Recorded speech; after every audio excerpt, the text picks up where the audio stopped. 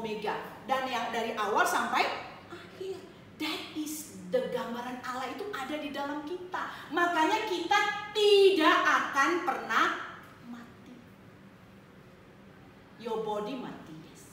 Oke, kita lanjutkan lagi supaya kita jelas siapa sebenarnya kita ini. Alright, let's try again.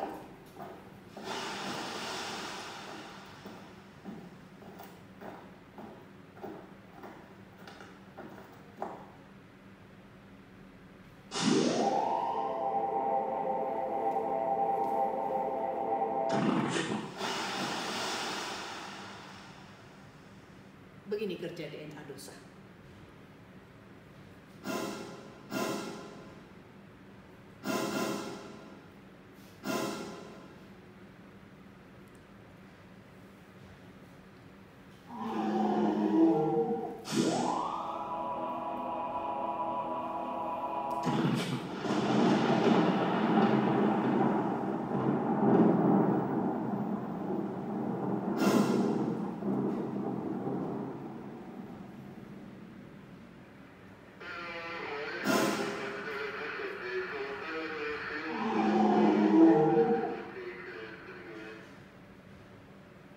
That is our quadrant. You cannot go against this. This is our life. Karena itu nggak ada istilah sombong, nggak ada istilah hebat, nggak ada istilah banyak uang, nggak ada istilah punya mobil hebat, nggak ada istilah apapun, because the end of your life is like that. Ketika kita tahu siapa kita, baru kita mulai menyadari that we really, ini kata Yesus,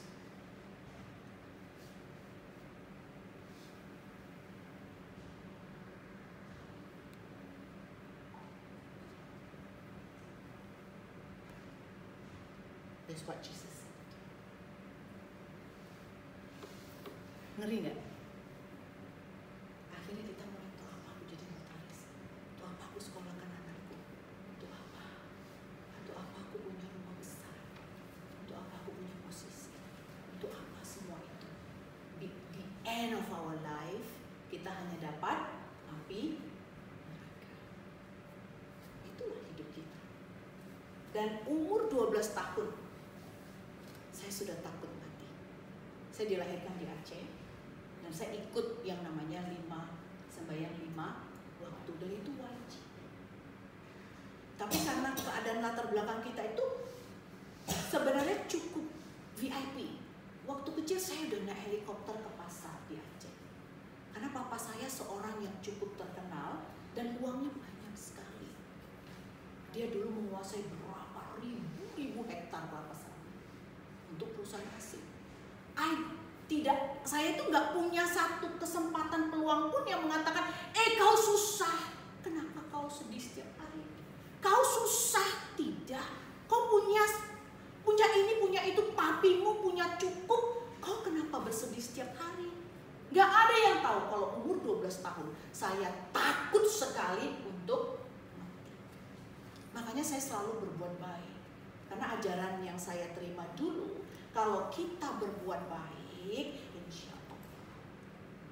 Ada lagi saya baca, surga itu di bawah telapak kaki itu. Bahkan kaki mamaku pun keciumi. Hanya untuk solusi supaya aku tidak takut mati. Apalagi, ada lagi ayat yang mengatakan, kalau kau bisa berjalan di atas rambut dibelah 7, mudah-mudahan kau bisa sampai. Latihanlah saya pakai tali ya, saya jalan jatuh, saya pakai selang semprot, supir nyemprot, mas pinjam dulu saya mau jalan, saya jalan jatuh. Ya ampun, itu selang itu segini loh gedenya, jatuh, rambut saya ambil satu rambut, ini dibelah 7, aku jalan di atasnya, di bawah-bawah itu api, bagaimana aku bisa sampai? This is to say, it is impossible. Memang impossible.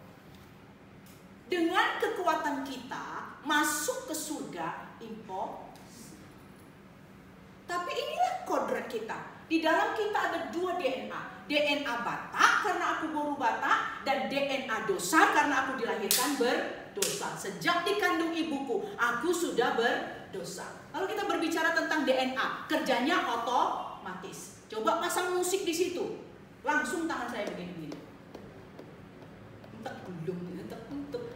Mungkin ibu tadi ada orang Chinese yang ngapain orang pasang musik gitu begini-begini, ya kan? That's DNA. Itulah kerja DNA. Nah, suami saya orang Korea.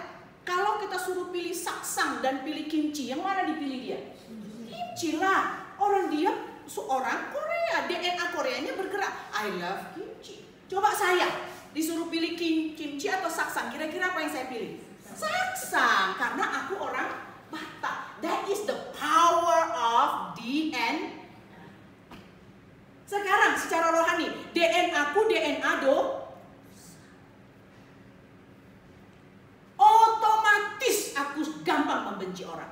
Otomatis aku gampang sakit hati. Otomatis aku suka menyombongkan diri. Otomatis semua karakter dosa itu aku nyaman melakukan. That's the power of DNA.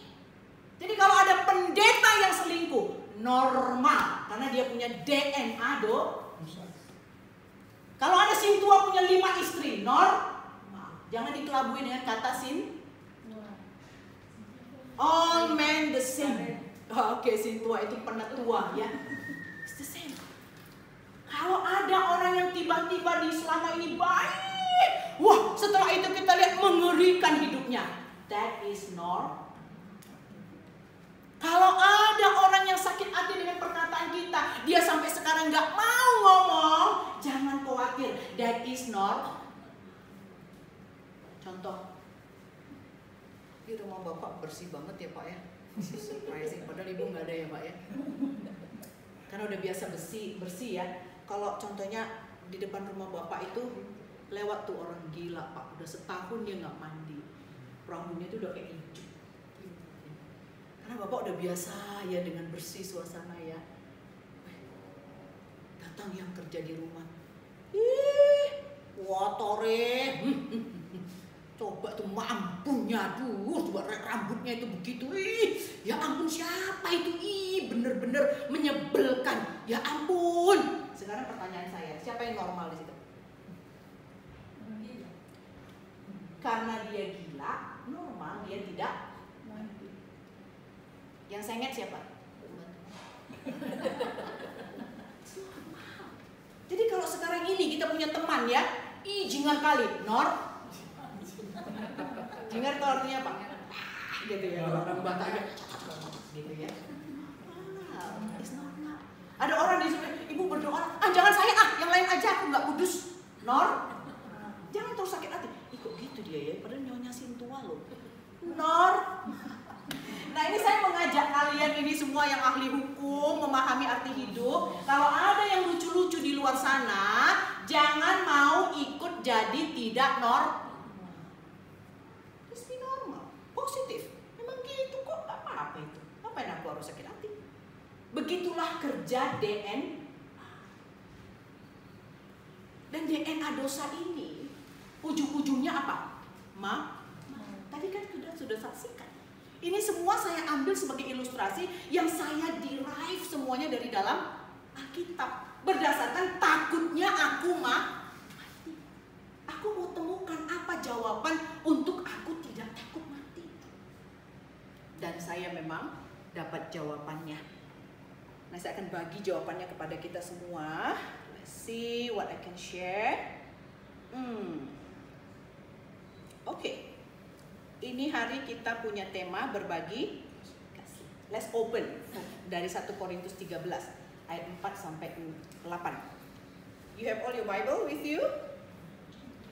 Gak ada, coba saya buka ya. 1 Korintus 13 ya? Iya betul Bu. 13 ayat. Oh sorry, this is not working well. Ayat 4 sampai dengan ayat 8.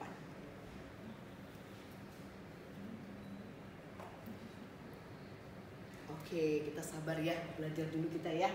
Alright, kasih itu katanya apa? Kasih itu sabar. How can you share? Berbagi kasih loh nih ya, berbagi kasih ya. Oke, can you bagi your sabar or not?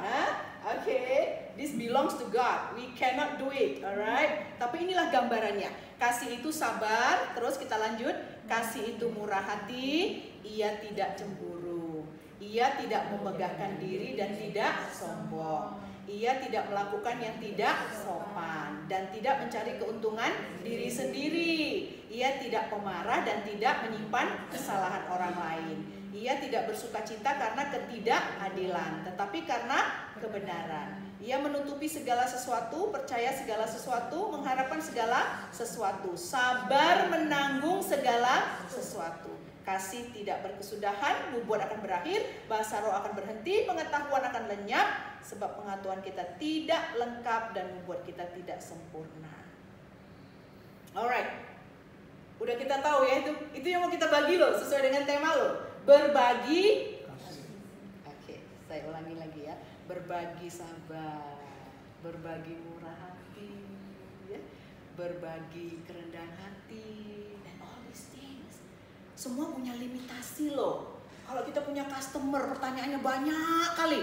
Masalah ini, masalah itu, sabar nggak? Aduh, ini nggak sabar. Udah berkali-kali loh notaris nerangkan, tetap aja pertanyaan yang sama diulang. Nggak sabar aku tuh. Tolong keluarin dong orang ini. But our topic is berbagi. Jadi ini bukan punya kita. Kita nggak bisa bagi, tapi kita mau bagi macam mana caranya. We will learn, ya, kita akan belajar dari sini bagaimana caranya untuk berbagi kasih itu. Oke, sekarang ini dia kasih. Ya, kita perhatikan sabar, oke? Apalagi tidak sombong, tidak egois, baik. Ini yang mau kita bagi. Mengampuni, sopan, tidak cemburu, tidak pemarah, tidak simpan kesalahan. Coba cek dulu hati kita ini, kita simpan salah nggak nih? Tetangga, adik ipar, kakak ipar, mertua, kakek, nenek. Please. Okay. We want to bagi all this. Gak bisa kita bagi cuma ini. Aku mampunya nggak cemburu, tapi aku nggak bisa baik hati. No. When you talk about kasih, is all one paket. Karena itu ini bukan punya kita, ini punya Tuhan Yesus. Impossible you can love. Oke? Nah, kemudian kita tidak mampu melakukannya. Nah, sekarang coba kita buka Roma pasal yang ketiga ayat 10 sampai yang ke-12. Oke, let me open ya. Roma 3 ayat 10 sampai dengan 13. Pelan-pelan ya, no problem. Roma. Oke. Seperti ada tertulis, tidak ada yang benar seorang pun. Loh. Oke, tidak ada seorang pun yang berakal budi, tidak ada seorang pun yang mencari Allah. Semua orang telah menyeleweng, mereka semua tidak berguna, tidak ada yang berbuat baik, seorang pun tidak. Oke, coba Roma 3 ayat 23. We jump to 23. Apa katanya? Karena semua orang telah berbuat dosa dan telah kehilangan. Tahu nggak? Kehilangan kemuliaan Allah itu tadi gambarannya Allah. Sejak Adam dan Hawa jatuh ke dalam dosa, gambaran Allah itu udah hilang. Gak ada yang cantik tentang Allah sedikit pun dalam hidup kita ini. But remember, kenapa sampai Yesus harus datang? Karena ada gambaran Allah di dalam diri kita ini untuk diselamatkan. Kita tidak bisa menyelamatkan diri kita sendiri. Nah, karena itulah Alkitab mengatakan kita tidak akan bisa. Apapun yang kita lakukan tidak akan mampu. Nah, sekarang begini kondisi kita, seperti yang sudah kita lihat tadi. Kita lahir dan nantinya kita akan masuk ke dalam peti mati. Yang masuk peti mati apa? Just money. Oke. Tapi rohnya kemana? Ini gambaran Allah di dalam diri kita yang sudah jatuh ke dalam dosa. Dia tetap hidup karena karakternya itu memang begitu, hidup selama-lamanya. Tetapi hidupnya di mana? Upah dosa maut, dia hidup di api neraka. Jadi dia nggak akan mati.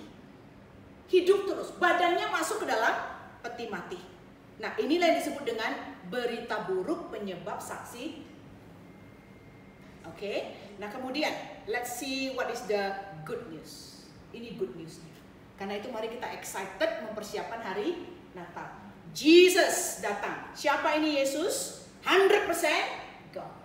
Alright. Kemudian 100% manusia. And he died on the cross. Sekarang berhenti sejenak. Yesus 100% Allah, 100% manusia. Jangan salah. Oke? Dan ini melanggar tata cara hukum matematika. Mungkin nggak melanggar hukum notaris ya Pak ya. Tapi kalau ada guru matematika di sini dia akan berdiri. Impossible. Kalau 60%, 40%, oke. 30%, 70%, boy main, kata orang Batak. But 100%, 100%, impossible. Karena itu bayi Yesus adalah bayi ajaib. Miracle. Makanya sampai sekarang udah 2000 tahun orang terus merayakan hari Natal. Dan hari Natal adalah hari yang paling besar di dunia ini. Perayaan yang paling besar di dunia ini adalah hari Natal. Merayakan Yesus datang ke dunia ini 100% Allah, 100% manusia. Dan dia mati di kayu salib. Kita masih bingung, kenapa? Kenapa dia harus mati? Karena kasih. Kasih itu apa? Beri. Aku memberikan nyawaku untukmu karena di dalammu ada gambaranku yang akhirnya jatuh ke dalam dosa. I don't want the notaris di Batam mati masuk neraka. Sudah banyak pengusaha-pengusaha kalian bantu. Sudah banyak orang-orang yang bermasalah dengan hukum kalian bantu. Banyak sekali. And God says, I don't want any notary masuk ke dalam api neraka. I beri my life. Aku berikan hidupku. Nah, inilah yang dilakukan oleh Tuhan Yesus. Nah, kemudian apa lagi yang dilakukan Yesus? Dia mati di kayu salib. Matinya di kayu salib adalah mengambil yang menjadi upah kita. Upah kita apa tadi? Neraka, maut. But look at this. Jesus died on the cross menggantikan kita. Karena begitu besar kasih Allah. Kemudian perhatikan apa kata Yohanes 13. Yohanes 18 ayat 30. Di ayat itu berkata, Yesus berkata sudah selesai. Alright, sudah selesai. I will bring you to the original word of sudah selesai. Oke? Sudah selesai di sini artinya waktu Yesus bicara, dia itu tidak pakai bahasa Ibrani yang merupakan bahasanya orang Yahudi. Dia juga tidak berbicara dalam bahasa Latin yang merupakan bahasa nasional orang Romawi. Tetapi dia pakai bahasa internasional waktu itu, sama dengan kita bahasa Indonesia yang menjadi pengikat segala suku bangsa. Dan Yesus berbicara dalam bahasa Yunani. That was the original bahasa internasional zaman itu. Nah, waktu itu dia berkata, Tete. Jadi sebelum Yesus mati meninggal, dia kan berteriak, sudah selesai, katanya. Dan waktu dia mati dari jam 12 siang sampai jam 3 sore. By the way, berapa jam sih Yesus tergantung di kayu salib? 3 jam. No, not 3 jam. 6 jam. Dari jam 9 sampai jam 3 sore. Tapi dari jam 9 sampai jam 12 orang kayak nonton sinetron. Maki-maki Yesus. Kalau kau anak Allah, turun kau. Ya kan? Sebelumnya itu masih banyak lagi penderitaan yang dilalui oleh Yesus. Dia dimakatai duri, ya, dipukul kepalanya. Tapi dari jam 12 sampai jam 3 sore, Matius berkata, Allah mematikan sekering matahari. Gelap gulita meliputi seluruh jagat saat itu. Kenapa mesti gelap? Kalian tahu nggak karakteristiknya neraka itu ya? Cuma 2, gelap dan teriak. Masa waktani, Allahku. That is only the characteristic of hell. Yesus yang berteriak, Allahku, kenapa kau tinggalkan aku? Allahku, aku kan anggota gereja. Aduh Tuhan. Jesus took our place. Dia yang mengambil tempat kita. Dan setelah itu dia berkata apa? Tetelestai. Tetelestai di zaman dulu itu bukan bahasa kedokteran yang mengatakan sudah mati. No. Itu bukan bahasa kedokteran. Itu bahasa akuntansi. Kalau zaman dulu ada orang mengadakan jual beli seperti ini, dikasih uangnya, kita harus bilang apa? Ini ibu beli, saya penjual, saya kasih sama ibu. Ibu bilang apa sama saya? Selesai, no more masalah. That belongs to you, no more mine. Semua sudah tetelestai. Nah, kalau di dalam bahasa Indonesia artinya apa?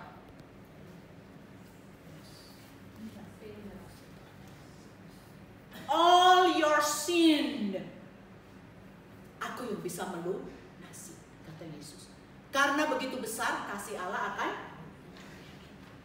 lunas. Maka itu dikatakan sebagai karya besar. Makanya dikatakan sebagai good. It's against our logic, yes. Mula-mula saya memahami ini, gimana aku mengerti Tuhan? Memang kita nggak bisa mengerti kecuali Yesus yang bekerja, Roh Kudus yang bekerja di dalam hati kita untuk bisa kita mengerti. I pay all your sin, kata Yesus. I don't want satu orang pun di antara kita masuk ke dalam api neraka. I did it for you. I paid. Nah, kemudian memang dibuktikan oleh Yesus. Nah, sekarang kata Yesus apa? Setiap orang yang percaya kepadaku tidak binasa, melainkan beroleh hidup yang kekal. Dan kemudian Kristus hidup di dalam hatiku. Kita memiliki DNA baru, kita memiliki hati yang baru, kita memiliki karakter yang baru, kita disebut anak-anak. Makanya ada istilah apa? Anak. Dari mana kita dapat istilah anak Allah? Karena kita percaya kepada Kristus. Sorry, saya harus matikan dulu ya. Karena kita percaya Kristus. Setiap orang yang percaya kepadanya tidak binasa. Coba kita yang sudah hafal lama ya, John 3:16. Do you remember John 3:16? Yohanes 3:16. 1, 2, 3.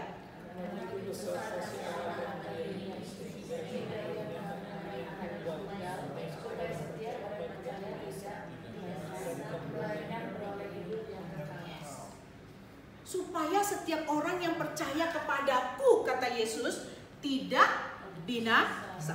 Sekarang kita ulangi lagi ini.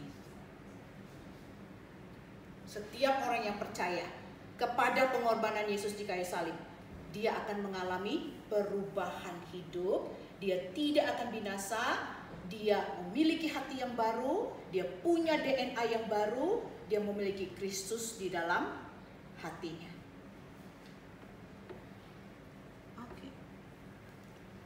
Ini yang kita kurang pahami. Sebenarnya begitu prosesnya. Ini saya gali semua karena takutnya saya monding. Takut saya mati. Tetapi inilah janji yang saya terima. Karena begitu besar kasih Allah. Yesus berkorban nyawa. Kau nggak bisa bayar hutang dosamu. Kebaikan apapun yang kau lakukan tidak akan bisa membawamu ke surga. Aku yang datang. Ku selamatkan kau. Yang penting setiap orang percaya. You just believe it. Aku tahu di sini. Aku percaya di mana? Di sini. Macetnya di mana? Kok nggak berubah sikap orang? Di sini. The blockage here. I know Jesus tidak sama dengan I believe in Jesus. Banyak orang Farisi tahu Yesus, tapi tidak pernah mau percaya Yesus. Si setan pun tahu Yesus. Malah waktu dia mati di kayu salib, setan nonton kok di situ. Dia dengar teriakan Yesus, but he will never believe. Jadi percaya di sini, tahu di sini. Blockage. I'm not talking about religious. Saya tidak bicara tentang agama di sini. Saya hanya bicara tentang apa? Yesus juru. Nah, kalau kita percaya Yesus, dua yang dijanjikan. Setiap orang yang percaya kepadaku tidak binasa, melainkan beroleh hidup yang kekal. Nah, janjinya yang kedua, Kristus hidup di dalam hatiku. Cobalah buka Galatia 2:20. Ini yang sering kita gagal sebagai orang Kristen.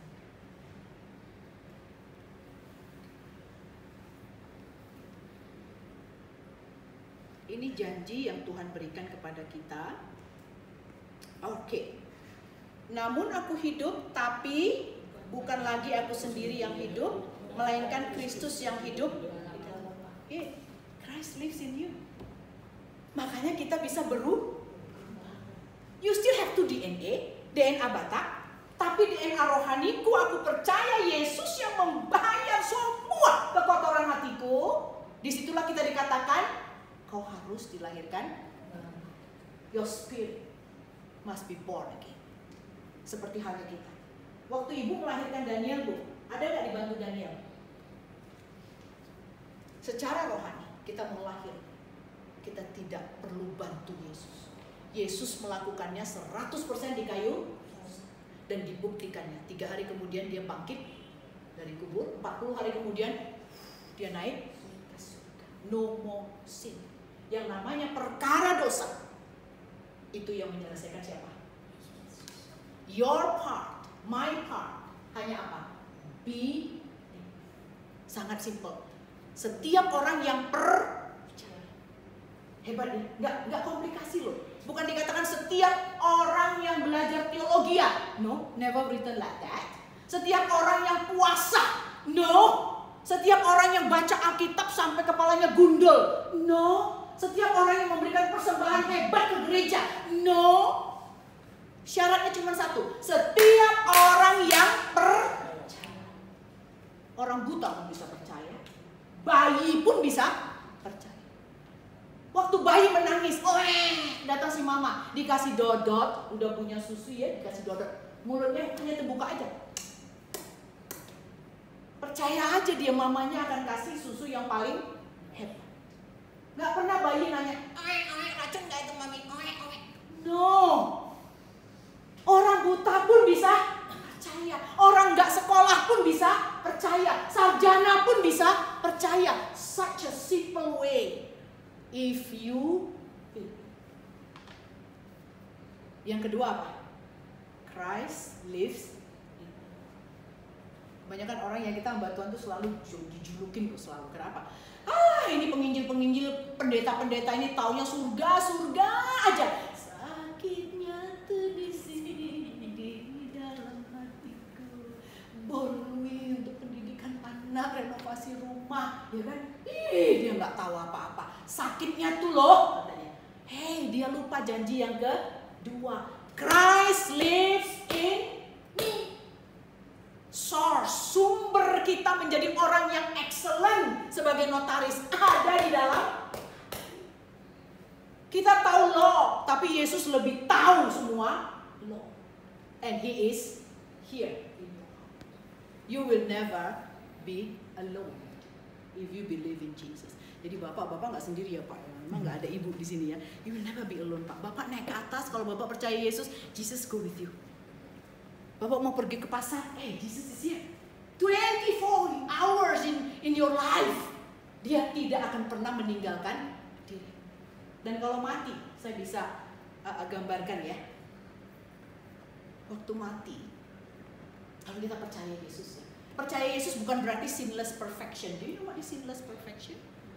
Bukan berarti kita 100% tidak ada lagi dosa. No. Problem kita apa? Masuk neraka. I don't want you to go neraka. I take your place. Okay, you believe me? I believe you, Jesus. Okay, just live. Hiduplah di dunia ini dengan aku di dalam hati. DNA berubah. Oke, sekarang kita punya DNA Tuhan. Makanya lihat ipar kita yang pernah jambak kita dulu aja. Jesus, you in my heart. I bankrupt already, Yesus. Aku gak bisa lagi punya pengampunan, Yesus. Tapi kau hebat. Kau sumber pengampunan. Kau di hatiku, Tuhan. Kasihkan sedikit aja biar aku bisa menyalang iparku itu. Dikasih gak?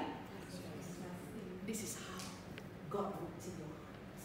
Apapun itu, istri, suami, kecil lah itu. Kalau Yesus di dalam hati. Karakter Yesus suka mengampuni nggak? And you have that DNA, it's very easy for you to ampuni orang. It's very easy. Ini artinya berbagi kasih. It's so beautiful. Mari kita excited, Natal sudah mendekat. Natal kita persiapkan mengatakan, thank you Jesus, you died on the cross for me. Kau lahir sebagai 100% Allah, 100% manusia untuk menebus aku orang berdosa. Jadi waktu meninggal nanti nih begini nih ya, soalnya contohnya saya meninggal nih ya. Meninggalnya begini, datang teroris. Datang teroris. Tahu ya? Wah, datang teroris. Dia datang bawa pistol. Semua ditembakin satu persatu. Satu bullet masuk ke dalam otak saya. Akhirnya saya menjerit. Napas terakhir saya habis di dunia ini. Napas berikutnya, haleluya, Bahoras Yesus. Matius. Nikodemus. Hai, Paulus. Aku tidak akan pernah mati.